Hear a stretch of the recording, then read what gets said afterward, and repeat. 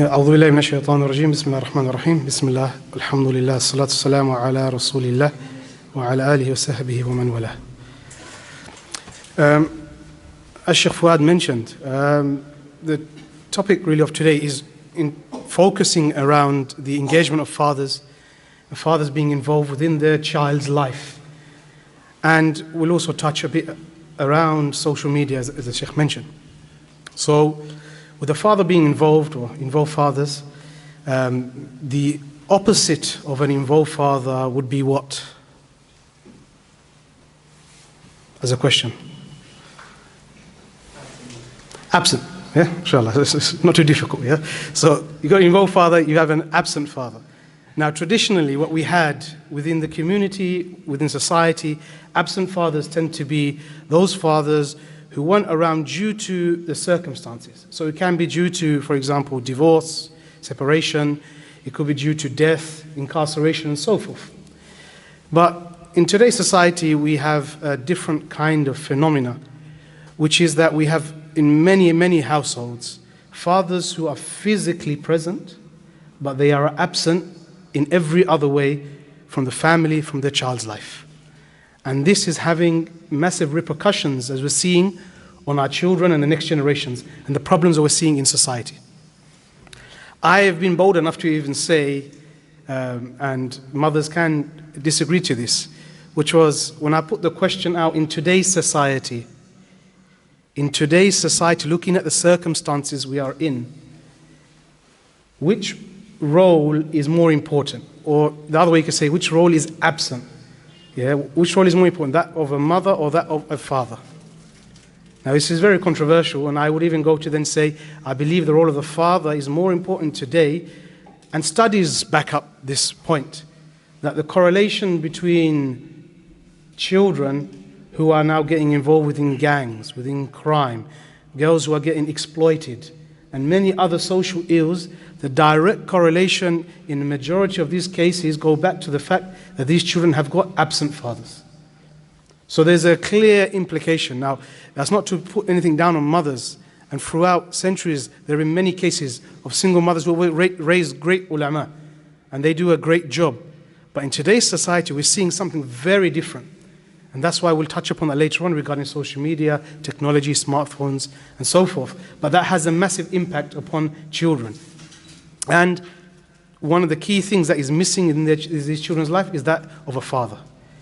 So what do we define as, what do we mean is an involved father? What is a father who's involved? So the definition out there that a father's involvement is defined as men's positive, wide-ranging and active participation in their children's life. So what that means is a father is engaged within the several different aspects of their child's life. It doesn't mean when we talk about a father being involved that he negates their normal duties and responsibilities. They may be the one who's working, being the bread earner. Does that mean, oh, now I need to lessen my work and spend more time at home? That isn't what we're talking about. We're talking about when the father is present, when the father is free, for him to be present in his children's life, to play that active, participating role within their child's life. And the question then comes, okay, if it's not down to divorce or separation or these kind of things, what is creating absent fathers? And it boils down, and it's not exclusive to these points, but it boils down to these few points. Firstly, there's a cultural stereotypes. Whichever culture we're from, there's a stereotype of this is the role of a father, and this is what a father does. And he doesn't do anything more than that. And these are inherited stereotypes based on the generation before and the generation before and so forth. And these cultural stereotypes is what's creating these absent fathers. Linked to that, very similar with most of cultural stereotypes around what is a father, is that they tend to only act as a disciplinarian, somebody who lays down the law, and that's it. So they come home, my role is I am the law, I am the judge, jury, and executioner, and this is it. You will follow my laws. And that's the only role that they play. Other elements we're seeing today more and more of, especially you could say the pandemic didn't help. It helped in one way and maybe didn't help in another way, is a work-family life imbalance. with a lot of work and other commitments coming into the home, is breaking up that free space that existed to spend time with your family, with the children. And it's encroaching into that. And with working from home, sometimes we can't draw the boundaries.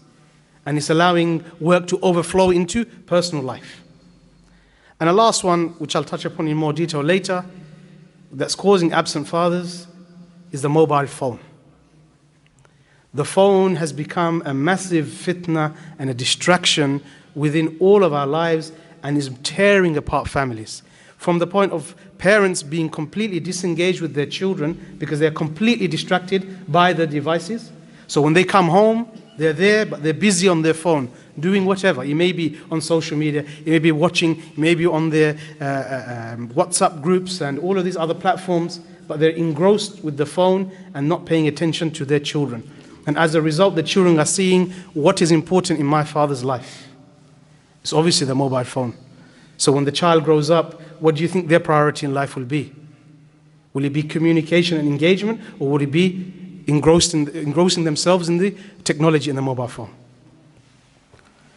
And this leads on to the very important point. Shaykh Ibn al-Qayyim, he said a very important point, which is very profound. He said that the corruption of most of the children is only because of their fathers and their negligence to their children. So he makes a point that he says most of the corruption of children is because of their fathers and their fathers' negligence towards them by not teaching them the obligations and the recommendations of the religion. So by a father being absent, this is Ibn al-Qayyim going back, he's saying that this is the case. And I'm saying the same thing as well, which is clear, and I think all of us can see clearly that the corruption we're seeing within society, within our children, is very much directly linked back to the father and their negligence. And so it moves on to another hadith, or a hadith of the Prophet ﷺ, who mentions that the father is the middle of the gates of paradise. So keep to it or lose it. So it begets the question, what makes the father the middle of the gates of paradise? What makes him? Is it just the fact he procreates, or because from his loins come a child? Is this the sole purpose of why he becomes now the middle of the gates of paradise? Or is there more to it? And a lot of this that we can take from this hadith is that it's because of the role the father plays. Any person can become a father, isn't it? Well, there's a saying, I forgot, anybody can be a dad, but nobody can be a father. I don't know what the phrase goes. But you can become a parent, but it doesn't necessarily mean you playing that role as a father. That is what makes your stature rise. And what is that key role? One of the key responsibilities, the overarching responsibility of a father. This also means a mother as well, as both parents. But the overarching, because we're talking about fathers, I'll mention it, the overarching responsibility of a father is to provide tarbiyah to their children. Yeah? And by tarbiyah, the definition, when we look at it from a perspective of raising a child, we are talking about taking our children stage by stage, so that nurturing element, to their ultimate fruition, fulfilling their potential as Muslims. And this is an adaptation of the definition of tarbiyah from Ibn Ashur's Tafsir al-Rabbil Alameen, where he says taking the child stage by stage to their ultimate fruition, fulfilling their potential as Muslims. So that means tarbiyah is a process, it's growth, it's not something that happens overnight. And also, what makes it clear is tarbiyah isn't what we could sometimes conflate with ta'aleem. So ta'aleem, we might think, okay, mashallah, my children are learning to read Quran. Okay? They've read it, they've memorized this, they've done this. This you could say almost academic element of learning, data retention and information. This isn't tarbiyah. They've accumulated this information. Tarbiyah is very much founded upon what we say relationship. And an example was Sheikh Salman al-Auda was asked a question. And this is a very important question that a lot of us parents have when we ask, when we think about our children. The question that was asked of him is, how do you get your child to love Salah? Again, I'm sure all of us who are fathers here will have this question on our mind. How can I get my child to love Salah? And what did the Sheikh say? of the first thing he said from a list of many things, the first thing he said was, have them love you. The first point, have them love you. Because tarbiyah here, the process of tarbiyah is based on relationships. If your child loves you, and you have those habits, you have salah, the love of salah, then you will see your children just by that action, by them loving you, and you love your salah, obviously your actions are important, then you see your children will grow into loving salah as well. So it's important that that relationship is there. So a difference to understand the difference between, for example, ta'aleem and tarbiyah. For example, we teach our children the how-to of prayer.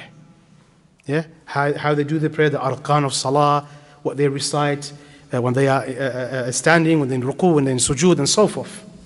But the tarbiyah would be, an example is where you cuddle your child after salah and you ask them, what did you ask Allah for when you were in sujood?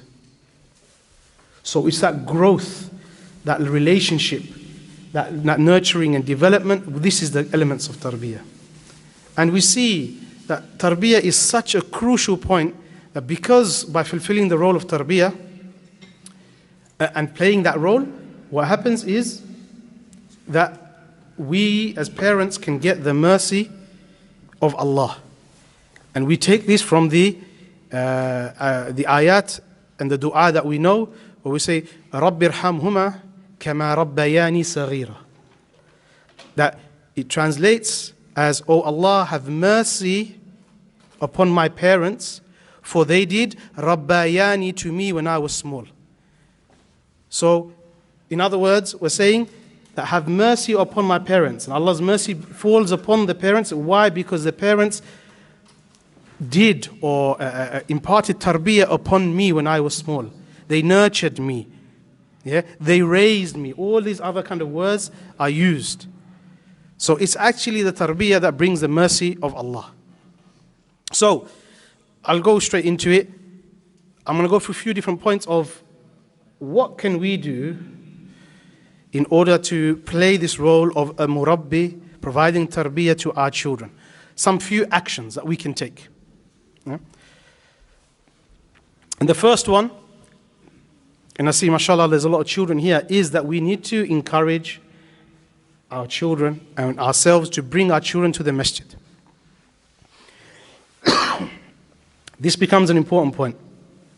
The masjid should be a hub.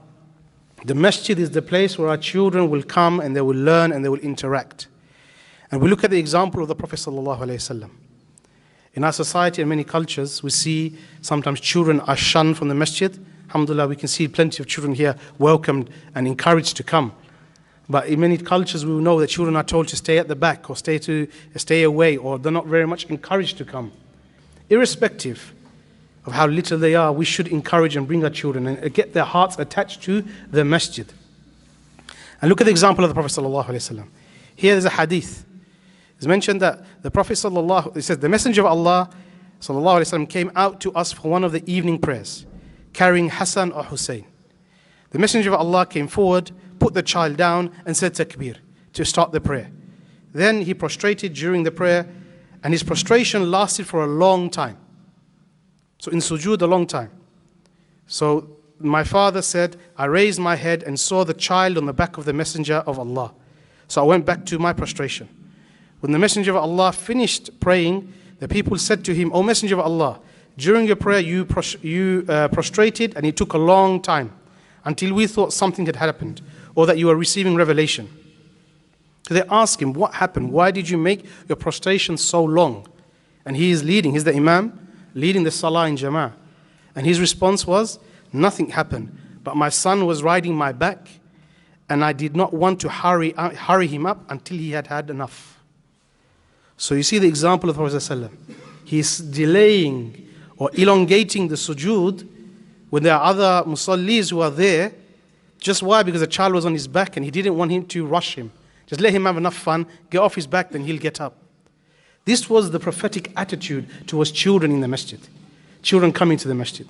And it's a very, very vital point that we need to encourage and bring our children and have their hearts attached to the masjid. And with that, what they will also gain alongside being with you, for example, the father and the children coming to the masjid, is they will gain maturity. We see that girls, they mature mentally and emotionally quicker than boys. We know this. Yeah? And a lot of the time we say it's due to their biological development. Girls develop quicker than boys do. But there's also another aspect missing, is that girls tend to spend more time in the company of adults. They spend more time in the company of their mothers and aunts and other female adults in their life. Whereas boys, they tend to spend more time with their peers. And so the maturity level is clearly seen because of the lack of engagement with adults. So fathers being involved, being present, will help develop in their maturity level.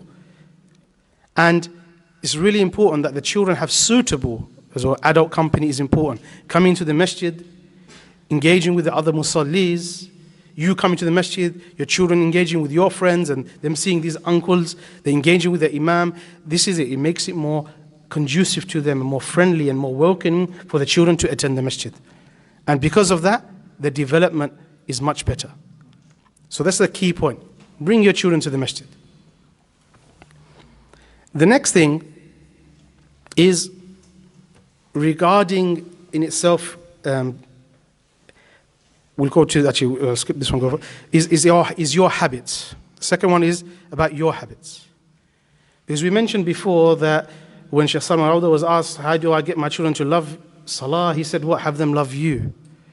But if you don't have the habits, then there's a gap there. So we have to look at ourselves. How do we develop our own habits? And there's a concept called the modeling theory, which refers to that the tendency of younger children to copy actions they see in adults. And children, what is it with children? They don't listen to what you say. They don't listen necessarily all the time what they say, but they see what you do. They copy and imitate your actions. So your actions are very, very important. And we see it many times. I'm sure in many of us, mashallah, if we're praying, for example, Salah, you may have a very young toddler who starts seeing it and starts imitating. It looks very beautiful. He's going up and down in ruku, sujood, doing his way of Salah. And we think, mashallah, we can see that in a positive action. Similarly, you may have noticed that there may be sometimes a slip of the tongue of certain words or a certain action, and children then start picking up on this negative and bad behavior. So it's important we look at ourselves. Children are eagle-eyed. They observe you and they will follow your actions. So it becomes very important. And Imam Ghazali, he mentioned that the hearts of children are pure and clean mirrors. He given this beautiful analogy. The hearts of children are like are pure, clean mirrors. They only reflect that which is habituated upon. So if their upbringing of the child and their nurturing is righteous, then they will grow to be righteous. So children will only reflect what is cast upon them.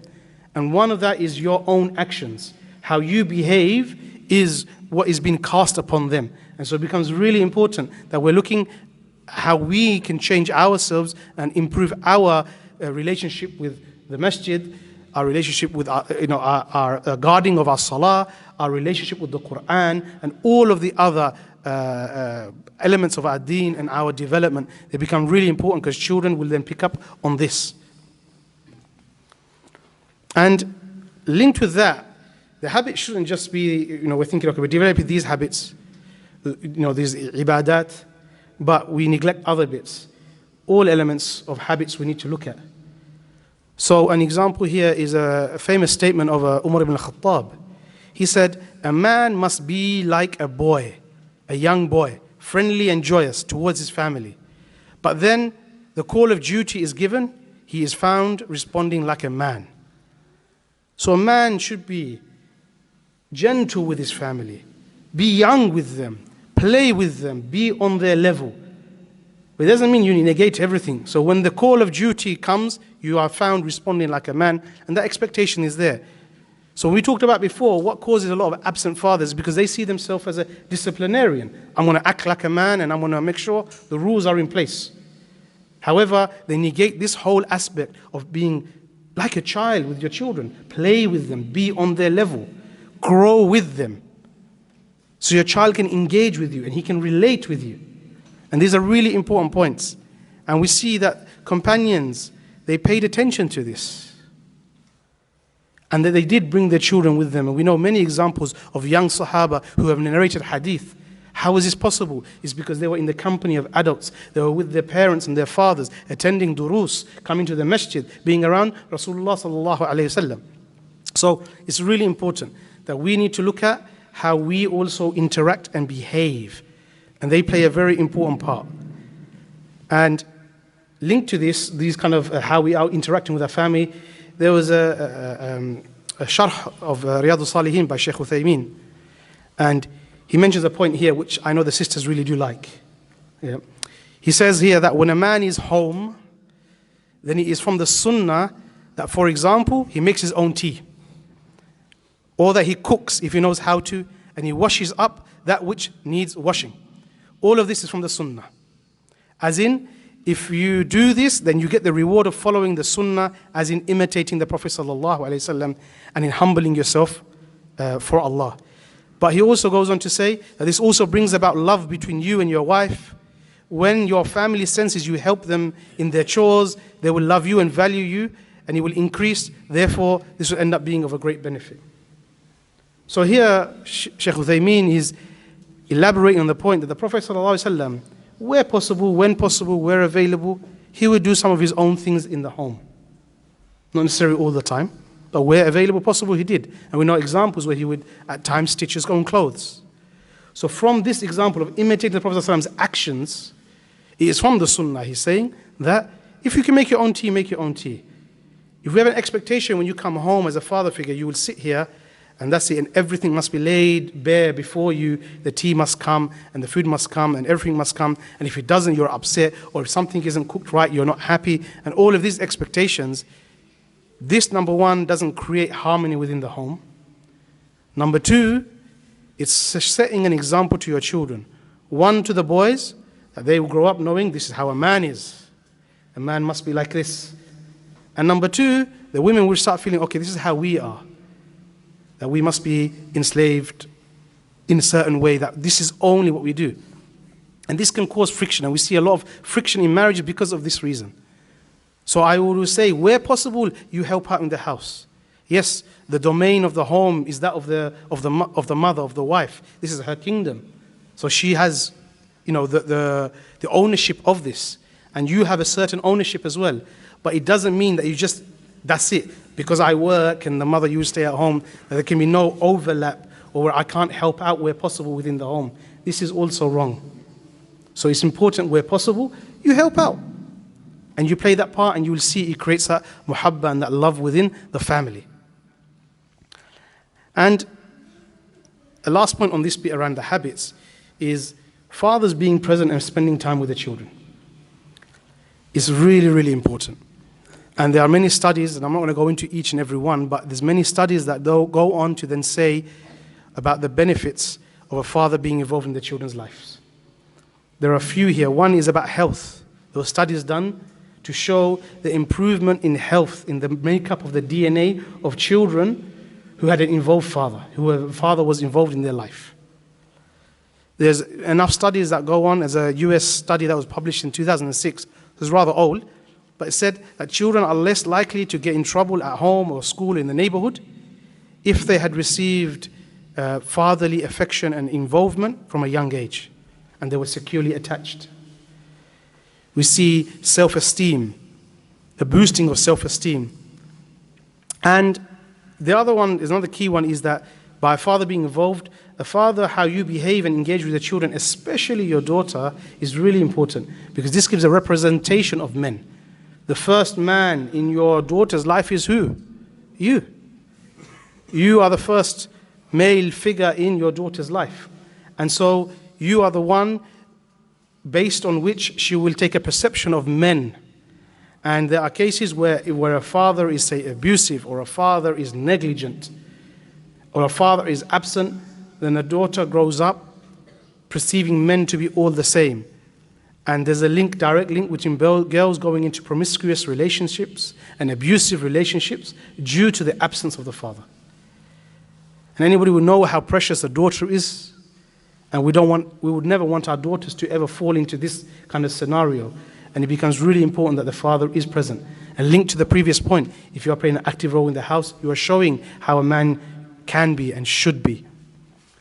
And the last point of the benefit of children is that it improves their intelligence. Studies have shown there's a rise in the IQ of children who have an involved father. Now that father doesn't need to actually be very intelligent. Just his involvement and presence boosts the IQ of children.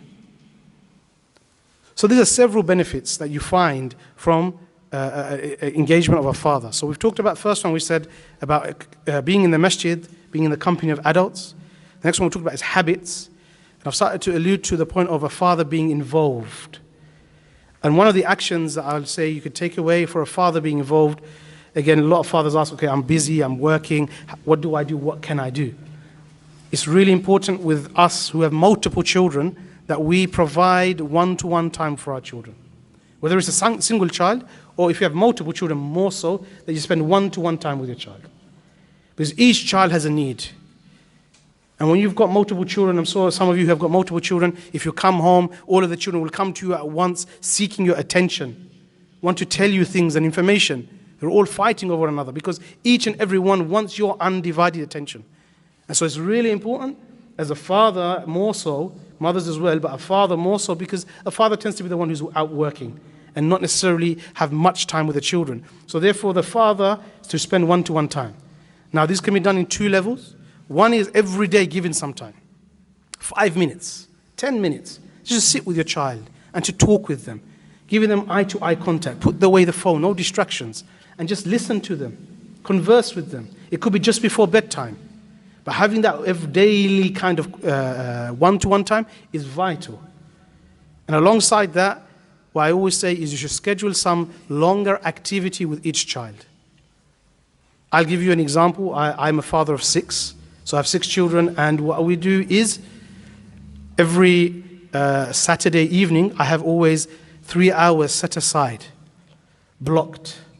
Unless something pops up, there's an emergency, generally it's free, and this is for my children, and every week I rotate with a child, and I spend 3 hours with a child to do action or activity of their liking, of their choosing. So I give them 3 hours, I say you have a budget of £30, you could do whatever we want together. And we go and do whatever we want. And so one week it will be my eldest son, the next week it will be my daughter, the week after it will be like, and they rotate. So every 6 weeks, you would say, there is another child. So this is an example I'm giving. I'm not saying you have to do it in this way, but having a quality time is really important. You create memories and you create bonding with your children. And this is the key part, that when you are there, you put away the distractions of your phone. You're not distracted. You give the full attention to your child and you listen. You practice your ability to listen and learn and hear from what they need to say. Because a lot of the times children want to tell us things, but we're not giving them the opportunity to tell us. So we listen. And like I said, you have many memories.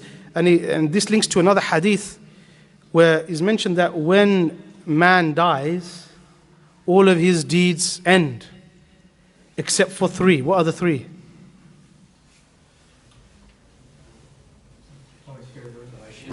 A righteous child, ongoing sadaqah jariyah, charity, yeah? And the knowledge you left behind, yeah?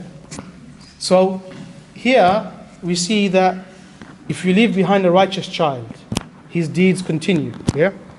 But in addition to that, a righteous child what does he do? He makes dua for you. Now, if you recall yourself, for example, just say last time if any of you went to Hajj or Umrah, maybe many people said, make dua for me. Now you go to Hajj or you're at Arafah and you can't remember the names. There's so many people who said dua. But there's some names you'll remember straight away, isn't it? Why? Because of the relationship you had with them. Because of the close proximity that they have to your heart. And so they come to your mind often. Every day when you make dua after Salah, there may be some people who come straight to your mind because of the close relationship they have or the place they have in your heart. Now, if you're an absent father, if you're not there for your child, if your child has not much memories of you, do you think they will often remember you when you have passed, for them to make dua for you, whether it's daily or wherever it may be? But when you have created many good, fond memories and time with your child, then you are playing an important role and you are close to your child's heart. So therefore, that righteous child of yours will continue to make dua for you. And this is something we all need. When we are in the grave and everything has ended, we need this.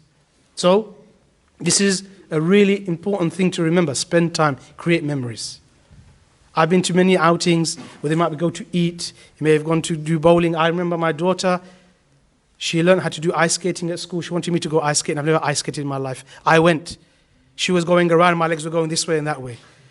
But it was a very enjoyable moment. I really enjoyed it because why? It was that time with my daughter and she'll reflect. I remember the time she went with me, with Dad, and I remember the time he was sliding everywhere and I was going around. But it's a memory. It's a creating those memories, and they become really important because it's the memories that we recall upon future in life that then can lead to those dua that we will receive from our children when we have passed. So, as I said, so far we've covered the points of children attending the masjid and being in the company of adults. We've looked at our habits, and we've looked at the third one, which was about spending time with our children. And the last one that I want to focus on now is in regards to technology. We could call it screen time, call it social media, and call it smartphones. Now this is a new phenomenon that's changed the landscape of how we can parent. A lot of brothers I know say, and I'm sure we may even say ourselves, my parents did a good job, they raised me, alhamdulillah, I'm okay. What's wrong with their method of parenting? Or the generations before and the generations before?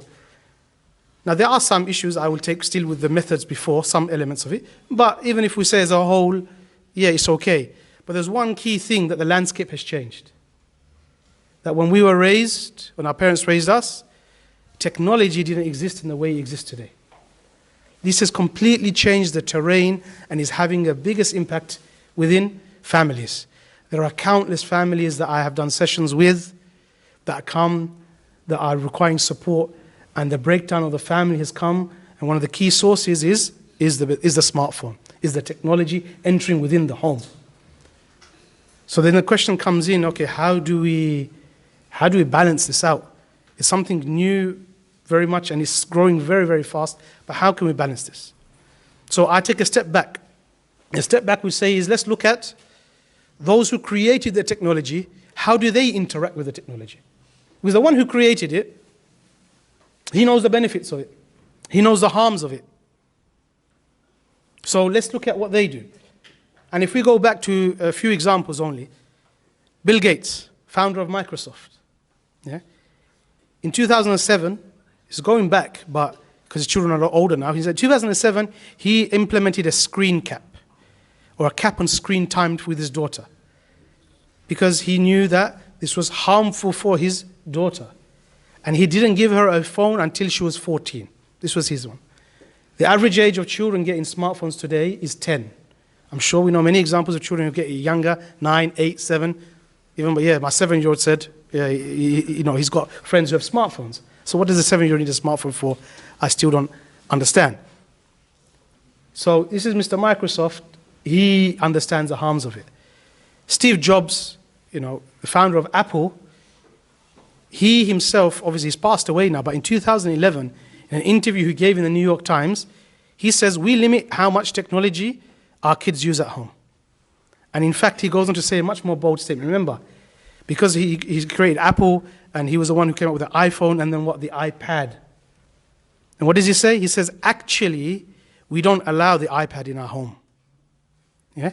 Because we think it's too dangerous for them, in effect. Yeah. So he then talks about himself that his own children, he won't give the iPad because why? It's too dangerous for them. The one who creates it, who sells it, who then tells schools how great it is, he's saying himself. And there's many other bits in regards to that we can go into because time's a bit limited. I can't go into more, but in terms of regarding those who are engaged within technology, or those who created it, how do they engage with it? So the issue we have, if you look at honing in into, say, smartphones, unfortunately, smartphones is such an easy gateway to so many harms, endless harms. And there are children here, so I can't spell it out, but I'm sure you understand the explicit harms that are available now at the click of a finger, the numerous apps that are out there. There are apps out there that are, for example, there's one app that is like a calculator. It functions just like a calculator. But if you put in the right code, it will open up a secret folder that is hidden that will not be anywhere else in the phone's directory. So they can be designed to hide away images, videos, and so forth. They're creating more and more of these things in order to facilitate this kind of behavior and hiding from the parents. So for smartphones, there's a key thing that I say. I have teenage children, and none of them have smartphones. Yeah? And they will, and I've made sure I've raised them upon that smartphones is not a necessity for children. My rule is they can use a smartphone after 16, which will also have limits. But before then, they can't have smartphones. Now, in that, the process that I always say, and this is my advice I give, and there's an article I wrote on this that you can find, it's on my website. But it mentions firstly that do not give your smartphone to your child. The second stage is if for any reason you need to give a smartphone or phone, for example, and there is an example, I have my children, their school is about 45-minute public journey away, so they all have a old school Nokia, what you call a dumb phone. You can make a call and a text from it, and that's it. There's nothing else smart about it, and play snakes on it, if you remember snakes. Yeah? So this is what they have. And that's for the purpose of communicating they've arrived to school or they're going to be late or detention and so forth. Yeah? So if you have to, give them a dumb phone. No need to. Thereafter, if you want to move on, and some parents I know are a bit more different in where they are, they may say, okay, right, I still feel that I need to give my child a phone. Okay, fine. If you're going to give them a smartphone, at least put restrictions on it. Limit it. Have no data. So your child cannot be outside on the apps. They can only be in their Wi-Fi zones. So when they are, for example, here at home, they can connect. When they enter the home, they should turn their phone in. The purpose of the phone is not there for anything beyond that. If, however, you then feel that you still want to give them some time, then put a time limit. So, okay, after dinner, you can maybe use it for an hour. And when they use it, it must always be in a communal area. Do not allow, and I am telling you, I can only stress this, I've seen enough families who are parents who are crying to me on the phone. Why? Because they allow technology to enter the bedroom. Your bedrooms must remain technology-free. No consoles, no games, no phones, no nothing. This is a vital thing. And I'm stressing this, and it might seem like a very strange position to many other families, how they actually apply it. Whatever it takes, ensure it's not going into the bedroom. Because once it does, you'll see the harms. For children under 16 especially, I'm talking about. Then, the key part of all of that is, you also lead by example. When you are at home, try and put your phones away when you're spending time with your children. If you're always on your phone, you tell your child you can't use your phone, it's hypocrisy. They'll call you out for that. So lead by example. And where possible, try and curb your own social media engagement in order to protect your children and for them to see a positive example from it. And the last thing I'll finish with, and I say it wherever I go, of the social media apps, there are many, many apps out there, many things to engage. And there's been some goodness that's come from it. I feel more bad, but some goodness. But there's one app that's becoming much more popular, and it is now the #1 app. Do you know what this app is? TikTok. Wallahi, this is the biggest shaitan, this is the biggest devil of all apps. And I tell you, if you wish to safeguard your children, never allow your child to be on it. There is no goodness within TikTok. No goodness. And I've seen some masajids now come onto TikTok, and I really disagree with this approach because it only legitimizes more use of it. It is filled with haram, it's filled with lewd actions, it's filled with encouraging young girls to become promiscuous, to take off more of their clothing, to do these despicable dances and the music and the filth in it. It's haram. That's as far as I would say. This is how evil this app is. And I say it with a passion. Save yourselves and your children and do not engage in this app. It's the worst of all apps. There is zero benefit. And with that, inshallah, apologies, I'll conclude. The Sheikh said, Subhanakallahumma bihamdika ashhadu an la ilaha illa anta astaghfiruka wa atubu ilayk. If there's any question, if there's anybody would like to ask or something, and as well the sisters, they can ask from downstairs.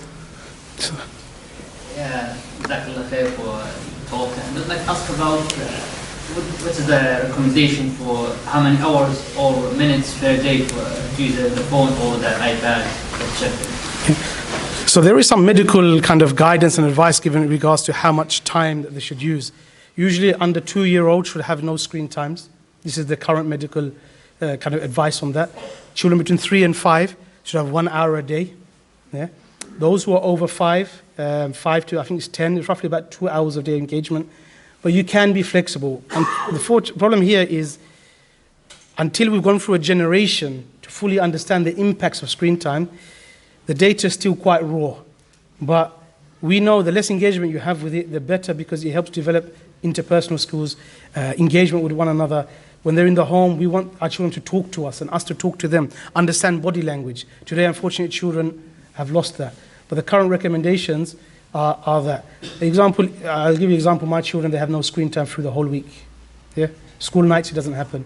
On a weekend, they have 2 hours on a Saturday, and they have 2 hours on a Sunday, and they engage with their maybe game console or whatever it may be that they're doing. But that's how I practice it, but again, it varies. So a lot of times it's at your discretion. So I have a question. You said you raised up your children without phone, but some people around, you already have you raised up with phone. Yeah. So how do you control that again? It goes back to the points I mentioned before, that if you're already given a phone, now look at how you can kind of put some limits around it. So if a child already has the phone, okay, then there should be limits. Like I said, make sure phones now do not enter the bedroom. Yeah, phones stay in the communal area. Put some timing on it to say the phones, okay, you're allowed to use it 1 hour, 2 hours a day, for example, whichever way you wish. Apply the discretion. There isn't a hard and fast rule. And number 3 is ensure there is time without breaks. They give the phone in. That there are breaks in between, so it shouldn't be like 5 hours straight. Just say you can use for 3 hours. Doesn't mean 3 hours straight. Maybe an hour here, maybe an hour in the afternoon, maybe an hour in the evening. And the key part is at night time, get your children to turn the phone into you at night time. So there's no chance it can accidentally go into the bedroom. Barakallahu fiik. Yes, Sheikh. You said last, what age of the children is talking? What age is? Age of the child. For their smartphones. Yeah, you have these controls Or my child, generally. general. What I'm saying, this is for under 16s. I don't believe smartphones shouldn't be accessible to children under 16. They are not ready. An example I've given, for example, of smartphones is this. An example is if you have a toddler, a baby, and you give him a bottle of alcohol to play with. Yeah? This is what a smartphone is like. You're giving him a bottle of alcohol to play with. And then he unscrews it. He finds a way and he unscrews it. And he starts to drink from it. Should we be surprised if we gave it to him in his hand? And then as he drinks more and more from it, what happens? He becomes addicted to it. Now we can't take it out from his hand. Who's to blame? You know, if you look at where it starts from. So if we can't not put it into, if we can avoid putting it into their hands, and if we can try to, if we already have, then put limits in. Agreeable limits. Speak with the children. Try not to be forceful. If they've already got the devices, if you say, no, that's it now, today I heard it in the talk, I have to take your phone away. It's not going to work. Speak with your children. And when you speak, engage with them and say, look, this is the situation. How can we come to a balance? I feel maybe you have an unhealthy attachment to your phone. How can we get a balance? On one end, I would say you shouldn't have a phone anymore. But you're going to say you want a phone. Let's find a middle ground. What can we agree on? And with your child, agree. It may be that you cut down a little bit first, and then a little bit more, and then a little bit more until you come to a middle ground. But at least say, okay, fine, you're using it non-stop. Let's put a break between it. Let's put some gaps in between the time you use it. Let's now make sure you don't do it in the bedroom, and so on and so on. You apply the discretion. There is no hard and fast rule. There's not one way which is the best way. But what it is you know your children and you need to adapt and work with them. So you don't cause a rebellious situation, rather you work together. Yes, Sheikh. No. Yeah, it's involvefathers.com. You can Google Involve Fathers, it'll come up first anyway.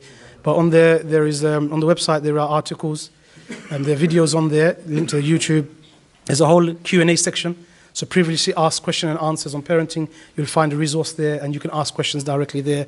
And there's resources and there's other services that you can purchase online as well and via the shop as well. So there's things that are there, inshallah.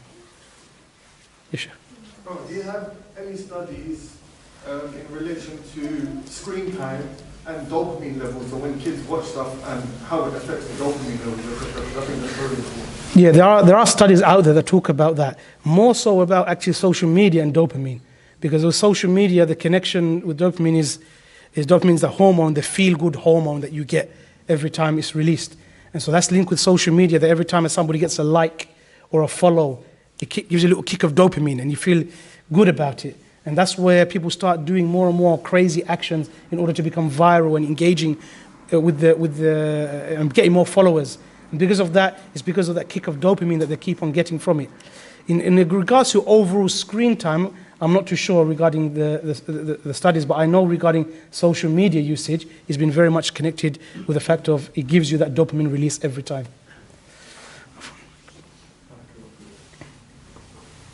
بإذن الله عز وجل أستاذ will you be with us? For inshallah, yeah. Inshallah, until Isha, so inshallah maybe there is some areas where we can contact them. Allah yabarak fik. Allah yabarak, But inshallah. for the sister, if they have any questions, they can write inshallah. No. Piece of paper, inshallah. Barakallahu feekum. Wa iyyakum.